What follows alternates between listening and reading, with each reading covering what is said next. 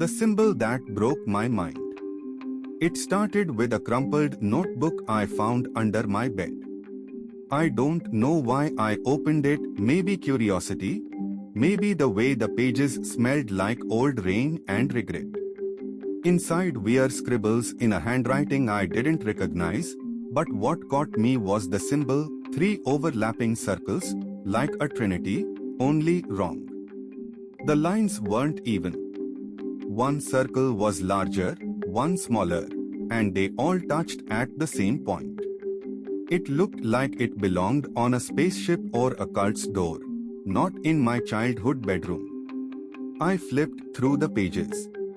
Every few lines, that symbol reappeared, sometimes alone, sometimes surrounded by half-finished thoughts about quantum physics and deja vu. My first thought: someone had been messing with my stuff. My second: maybe I was losing my mind. I posted a photo of it on Reddit with the caption, "Found this in my notebook.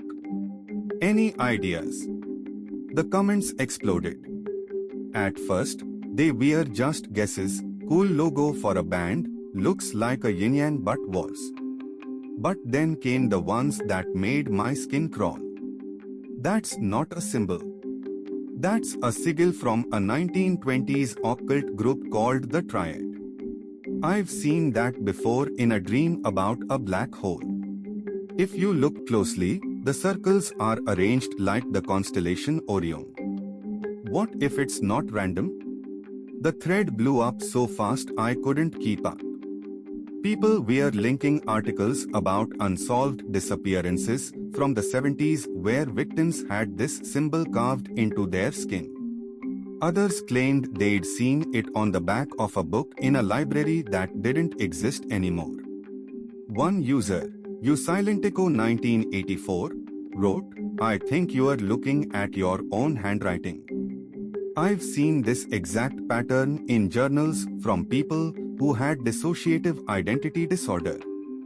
The more I read, the worse it got. I started Googling the Triad, Orion constellations, symbols that look like 3 circles, and then I found it, a 2018 article titled "The Unseen Pattern" about an artist named Elias Warren who painted a series of abstract works with this exact symbol in them. But here's the kicker, none of his paintings were ever sold publicly. They were all donated to a private collection in Switzerland, and the museum that displayed them shut down 6 months after the last exhibition. I tried to rationalize it.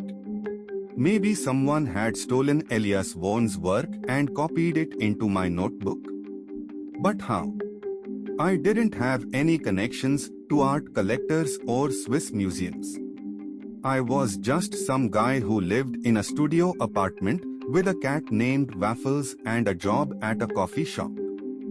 Then I remembered something. The night before I found the notebook, I had this vivid dream about being in a museum. Not any museum, but one that looked exactly like the one from the article. There were people walking around in white coats, whispering to each other. And then I saw the symbol on a wall, not just once, but everywhere. On the floor tiles, on the ceiling, even on my own hands. I woke up sweating and ran to check my notebook again. This time, I noticed something new. The pages were numbered, but the numbers didn't make sense. They started at 174 and went backward, 174, 173, 172, all the way down to 0. And on page 0, my own name, written in that same strange handwriting. I tried to tell myself it was a prank. But then I saw the comments again, and one of them had my name attached to it from someone who said they were watching me. The next morning, I went to the library to find out more about Elias Warren. The librarian looked at me like I was crazy when I asked about his work. "That artist disappeared years ago," she said. his paintings are considered cursed now. No one buys them. No one even talks about them.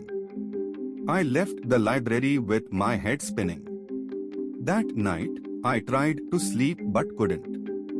Every time I closed my eyes, I saw that symbol again in the corner of my vision, on the ceiling, on my hands, and then I heard it, a whisper, just like in my dream. Find us. I sat up straight, heart racing. My cat looked at me with those weird eyes of his, like he knew what was happening.